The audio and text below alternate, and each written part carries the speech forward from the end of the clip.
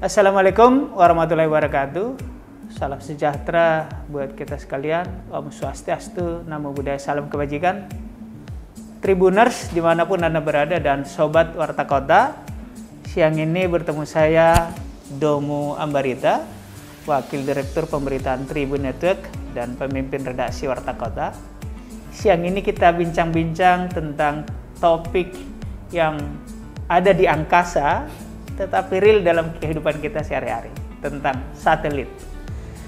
Bersama saya sudah ada Mas Rama Pratama atau Dr. Rama Pratama. Kita bicara tentang Telkomsat karena kami sudah melakukan tes antigen dan negatif dan juga sudah 3 kali vaksin, maka boleh kita buka masker. Mas Rama, izin, Bang Domo. Silakan. Assalamualaikum, Mas Rama. Waalaikumsalam. Gimana kabar? Baik, alhamdulillah sehat. Itu yang penting kan sekarang. Mantap. Sehat itu. Betul. Prinsip saya sehat itu murah sebenarnya, karena cukup makan dibatasi, olahraga yang cukup, jadi murah. Tapi bagi sebagian orang sehat mahal. Ribet. Betul. Iya. Mas Rama, apa sih Telkomsat?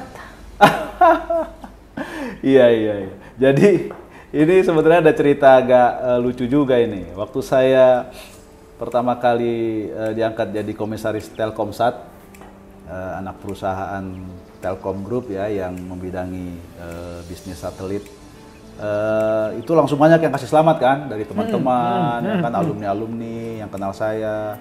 Dia bilang, wah selamat ya komisaris Telkomsat, gratis dong nih pulsa kita nih. Woi, dia bilang, Telkomsat bukan Telkomsel, dia bilang gitu. Dia banyak nggak tahu, dia pikir sama gitu. Terus bilang, apaan tuh?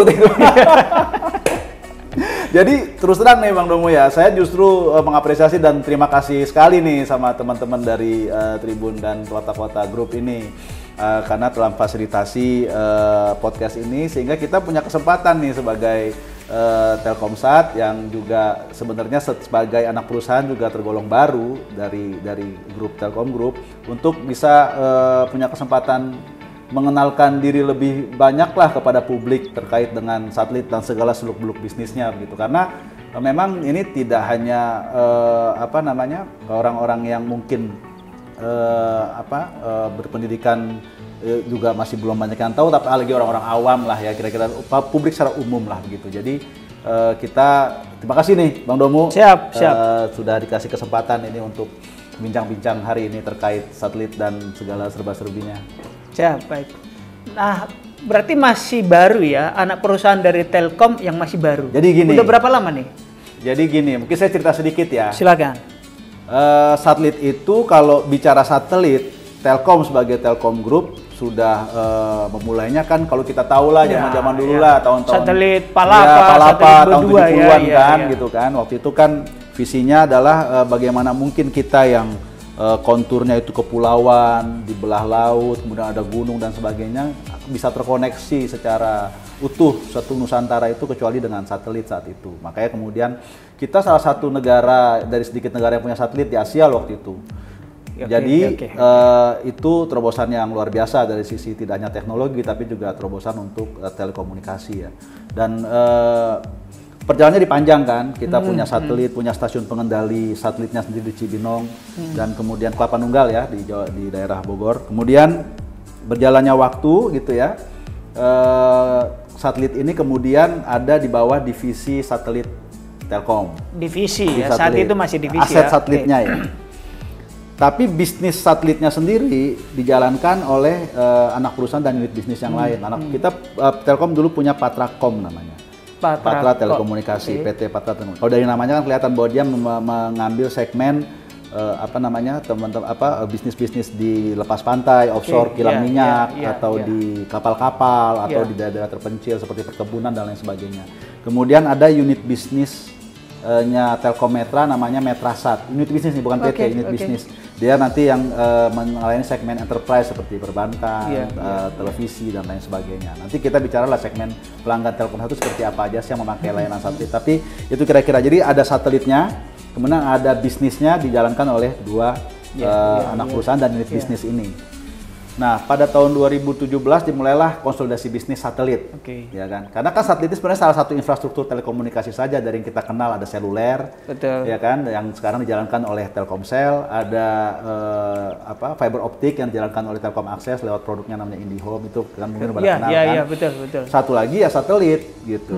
Ini semua penyedia transport untuk transporter lah ya, untuk sinyal telekomunikasinya. Sehingga disitulah kemudian kita bisa punya layanan internet, kita bisa punya bisa mengoptimalisasi transformasi digital dan lain sebagainya itu lewat layanan telekomunikasi yang disediakan oleh infrastruktur ini melalui seluler, fiber optik maupun satelit. Nah, satelit ini adalah salah satu penyedia itu, begitu kan. Nah, jadi 2017 kemudian Telkom sebagai grup induk melakukan konsolidasi bisnis satelit yang tersebar-sebar itu. Satelitnya sendiri, Patracom sebagai anchor-nya, kemudian berubah nama menjadi Telkomsat, supaya ini kan corporate identity ya, supaya clear bahwa ini Telkom Group punya bisnis satelit, satelit PT Telekomunikasi Satelit Indonesia, disingkat kita biasa Telkomsat nih. Iya, Telkomsat. Nah, terus kemudian bisnisnya, kemudian disitulah kemudian satelitnya diserahkan dari divisi satelit Telkom ke Telkomsat, sehingga pembukuannya udah satelit itu bukan di buku Telkom lagi, tapi di bukunya Telkomsat. Kemudian juga unit bisnis satelit Metrasat yang tadi itu karena dia satelit, karena kita udah konsolidasi bisnis jangan tersebar-sebar lagi, juga mulai ke sini. Kemudian juga kita punya anak perusahaan di luar negeri yang menjalankan bisnis satelit di Malaysia. Jadi kita udah siap going global juga ini ketika dibentuk itu. Telkomsat, terbentuklah Telkomsat 2018 gitu kira-kira. Memang jadi masih baru nih, jadi banyak yang masih belum ngeh gitu. Jadi penggabungan dari divisi, unit dan anak perusahaan menjadi anak perusahaan, PT baru ya, PT baru, Telkomsat. Apa saja bidang yang dilayani oleh Telkomsat? Nah, Telkomsat ini kan dia punya space segment, punya ground segment ya. Artinya dia di space segment dia punya satelit. Kalau di satelit itu ya dia punya transponder kan, yang istinya ruang-ruang yang kemudian bisa disewakan untuk layanan telekomunikasinya itu. Di sisi space segment itu dia bisa menyewakan transpondernya. Untuk apa? Misalnya untuk kebutuhan broadcast. Ya, broadcast, jadi media, TV dan sebagainya. Bisa full time gitu, artinya bisa dikontrak atau disewa selama setahun, 2 tahun, atau bisa occasionally aja gitu loh. Misalnya kemarin kita misalnya mendukung program pemerintah untuk membroadcast misalnya event-event nasional seperti PON di Papua ya, atau SEA Games di Palembang dan lain sebagainya itu pasti pakai satelit. Kalau udah broadcast itu teknologinya masih pakai satelit. Artinya ada event tertentu di satu daerah kemudian disebar secara live ke seluruh wilayah gitu. Itu sampai sekarang saya nggak tahu, belum ada teknologi yang mendistribusi itu kayaknya ya. Apakah bisa pakai seluler atau pakai ini belum. Jadi itu pasti pakai satelit. Makanya kan kalau ada event-event besar nasional atau nanti misalnya G20 itu kan di sekitar tempat event pasti ada mobil-mobil cold gitu, tapi di atasnya tuh ada piringan-piringan penangkap sinyal satelit itu kan. Bayangkan yang gitu-gitu ya. Pasti ada tuh kalau untuk mau tujuan broadcast, nanti mobilnya ya ada TV-TV lah gitu kan. TV apa. Tapi itu adalah pemancar untuk menangkap sinyal satelit. Karena dia harus membroadcast kan. Iya. Nah, itu salah satu ya. Itu space segment. Nah, di ground segmentnya kita bisa cacah-cacah lagi tuh untuk layanan internet, telekomunikasi, video dan sebagainya. Internet service provider berarti bisa gitu. Bahkan ya kita juga disewa juga sama beberapa internet service provider kan. Karena begini, bisnis yang di ground segment ini bisa dikerjakan oleh siapa aja nggak punya satelit. Ya kan, bisa saja Mas Domo misalnya mau punya bisnis internet berbasis satelit ya bisa jadi internet service provider yang berbasis satelit, tapi dia nggak punya satelit, sewa transpondernya sama yang punya satelit gitu, salah satunya Telkomsat. Tapi kita Telkomsat lengkap nih, ground segmentnya punya, space segmentnya punya, ground segmentnya punya. Produk-produk kita di ground segment apa aja? Itu ada Mango Sky misalnya gitu, yang itu retail tuh. Mango Sky mungkin kalau buat Bang Domo yang biasa di kota-kota besar mungkin nggak terlalu ngedenger ya. Kan kita taunya kalau di telepon kita tuh T-Cell, Telkomsel atau apa gitu kan. Tapi kalau udah masuk ke daerah-daerah terpencil atau daerah-daerah kepulauan, terluar gitu kan. Yang 3T itulah, terluar, terdalam, terjauh itu loh. Itu agak ngetop juga lah Mango Sky itu, karena mau nggak mau kliennya kan satelit itu. Gitu. Jadi ya keunggulan satelit itulah ya salah satunya ya, bahwa dia bisa mengcover seluruh permukaan bumi dimanapun. Makanya kalau udah laut pasti pakai satelit. Nah, selain itu ya seluler, fiber optik, tapi kan mereka punya keterbatasan mau ditarik sampai sejauh mana gitu. Ketemu laut ya berhenti lah dia. Ketemu gunung mau dibelah gunung jadi lebih mahal mendingan pakai satelit. Jadi pada titik di mana tidak bisa terlayani oleh seluler dan fiber optik, disitulah daerah memakai satelit gitu.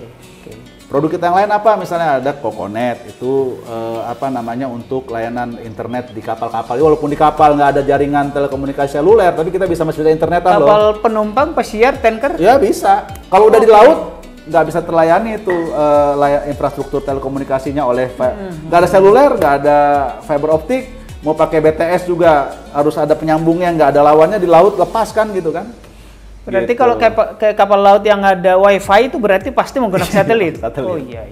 Atau kapal tanker apa yang untuk memang angkut semua gitu loh. Jadi, nah untuk Indonesia relevan lah karena kan mau dibuat setarik apapun kabel atau fiber optik ya ada daerah-daerah seperti itu. Karena kita negara kepulauan dan ada 17.000 pulau ya. Mungkin itu juga dasar pemikirannya kenapa kemudian Telkom Group berkonsentrasi untuk membuat ini jadi satu unit bisnis tersendiri. Iya. Artinya kalau di perkotaan bisa masuk Telkomsel, begitu ke daerah 3T tadi masuk Telkomsat. Tapi jangan salah, Mas.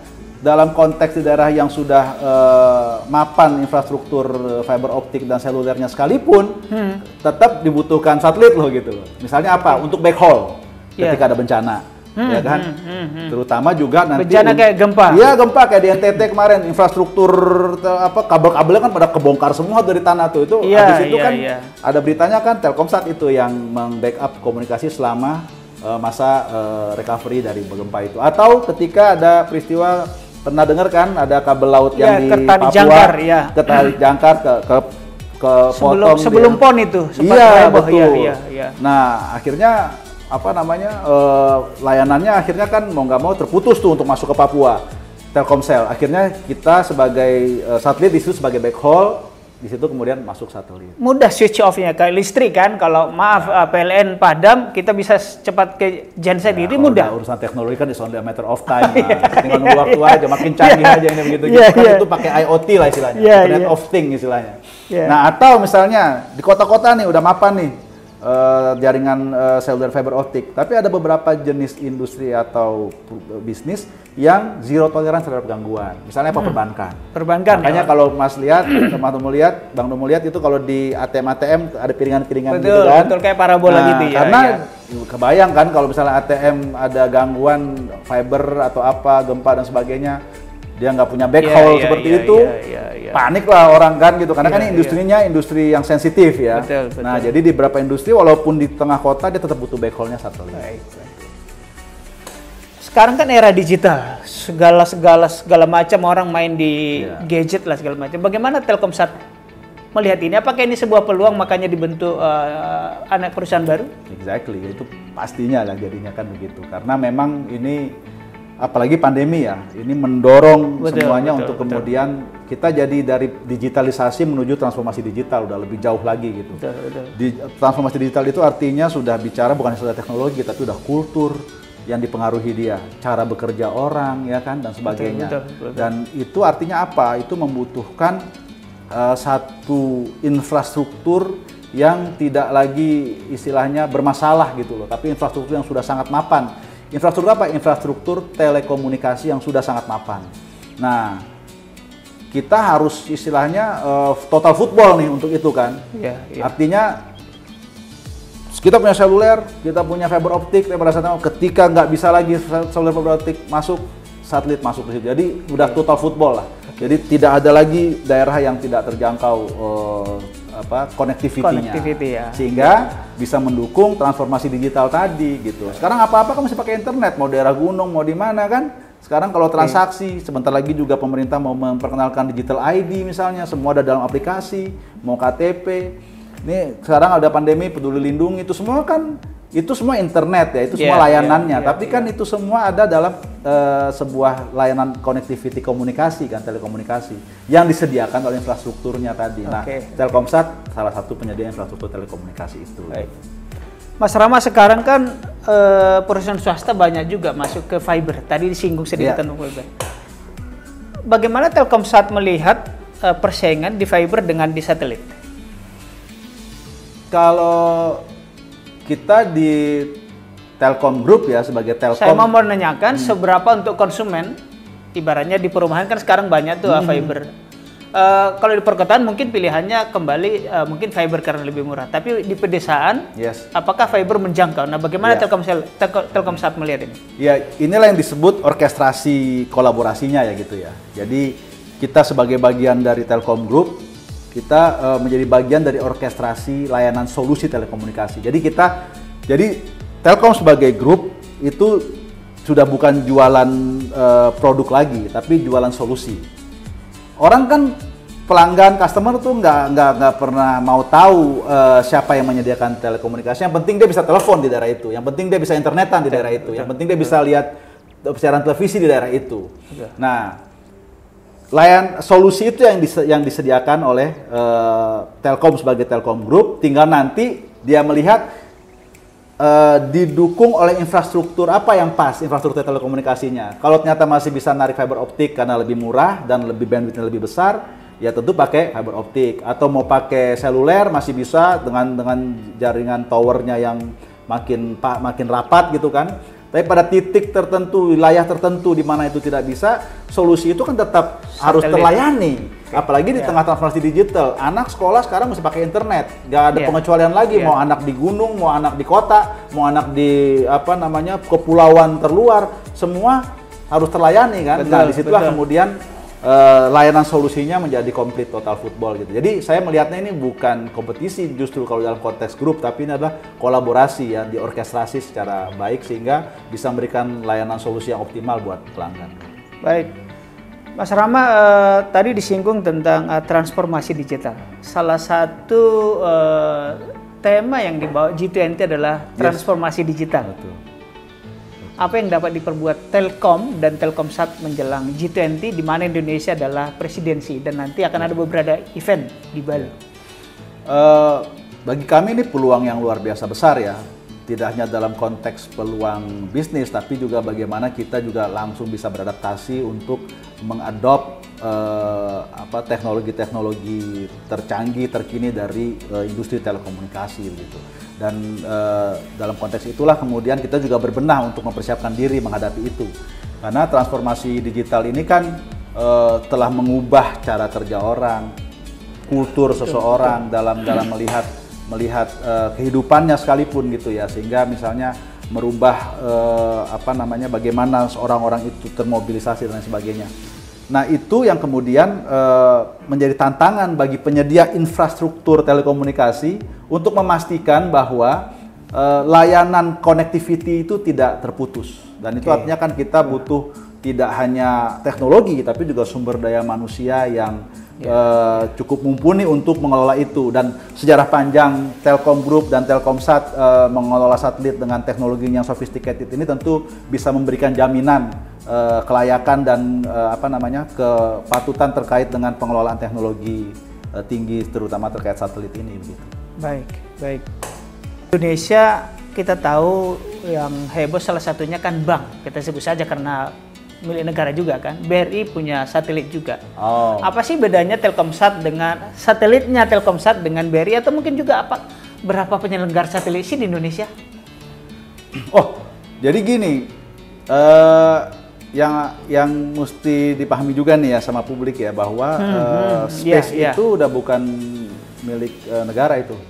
Kedaulatan kita tidak mencapai space itu. Jadi ini diatur secara internasional. Space itu. Memang kalau kita karena di Khatulistiwa itu kan nanti wilayahnya itu di atas garis Khatulistiwa. Tapi untuk regulasinya itu tetap lewat Kementerian Kominfo untuk ketika dia di wilayah Indonesia. Di negara lain juga begitu.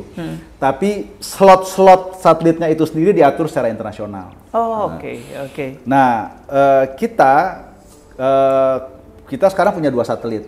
Kemarin sempat ada 4, tapi ada yang punya 2 satelit. Tapi ada yang udah deorbit kan, Telkom 2 kalau nggak salah, dan kemudian ada Telkom 3.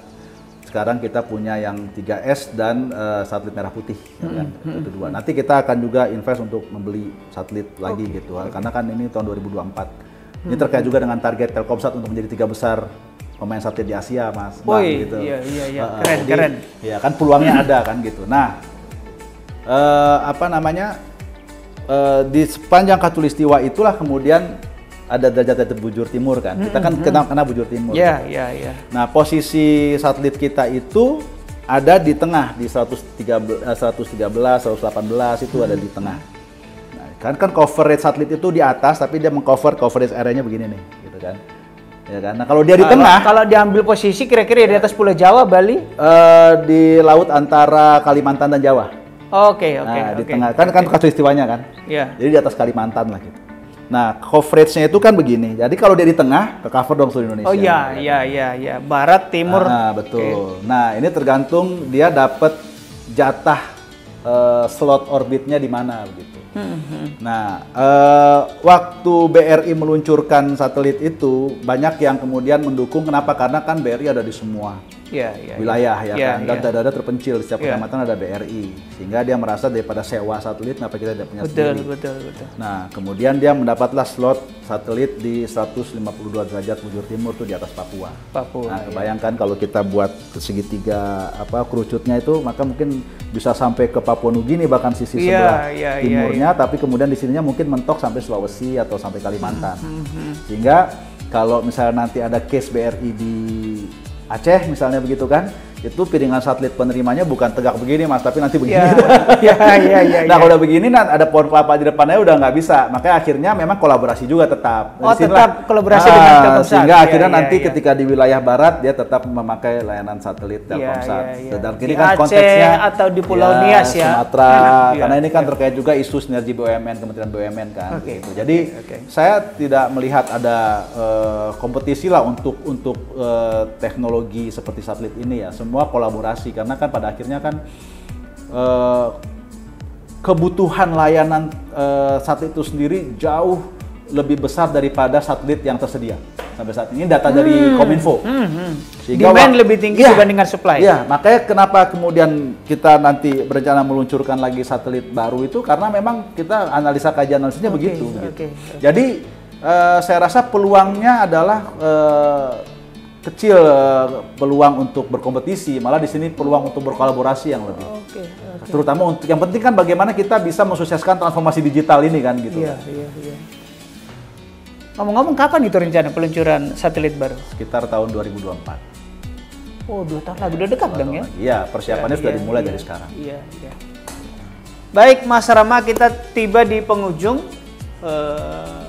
Tadi banyak hal yang diketahui publik ya, ternyata satelit itu sesuatu yang ngawang-ngawang, tetapi real kita gunakan sehari-hari. Handphone ini kalau nggak ada satelit, walaupun fiber, ada sinergi kolaborasi antara satelit dengan fiber barangkali. Seluler ya. Mas Rama, yang mau disampaikan sebagai closing statement, silakan. Sekali lagi terima kasih kepada teman-teman dari Tribun dan Warta Kota yang telah memfasilitasi podcast ini. Ada peluang besar bagi kami untuk menyampaikan hal-hal terkait satelit, serba-serbi teknologinya dan juga layanannya. Kami tentunya punya tekad untuk memastikan bahwa connectivity telekomunikasi itu bisa terlayani sampai ke pelosok, dan ini artinya juga komitmen Telkomsat untuk itu, sehingga kita juga punya tekad untuk memenuhi kebutuhan termasuk juga sumber daya manusia dan teknologinya. Kita akan menambah satelit, kita akan juga menambah sumber daya manusia yang ini masih dibutuhkan banyak, ini sumber daya manusia satelit ini yang memahami satelit ya, karena ini teknologinya kan teknologi canggih juga ya. Jadi ini juga panggilan untuk putra-putra terbaik bangsa Indonesia untuk masuk ke teknologi satelit begitu ya. Paling pas lulusan apa? Ini sebenarnya kalau dalam konteks keteknikan, fakultas teknik, ini ranahnya network, sama sebenarnya antara seluler, fiber optik, satelit sama. Cuman memang dia ada kekhususan dan lebih sophisticated memang biasanya gitu. Itu aja. Tapi ranah ilmunya sih network ini. Teman-teman teknik tahu lah itu, gitu.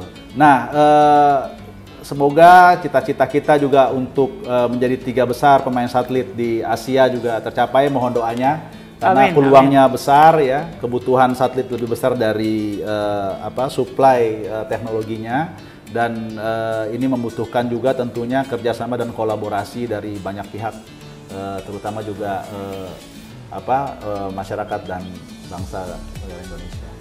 Terima kasih Mas Rama, Komisioner Telkomsat, Tribuners dan Sobat Warta Kota. Itulah bincang-bincang tentang Telkomsat ya, satelit. Saya juga menjadi paham, semoga Anda juga menjadi paham apa manfaat satelit dan apa sih keberadaan Telkomsat. Terima kasih, selamat siang. Wassalamualaikum warahmatullahi wabarakatuh. Waalaikumsalam.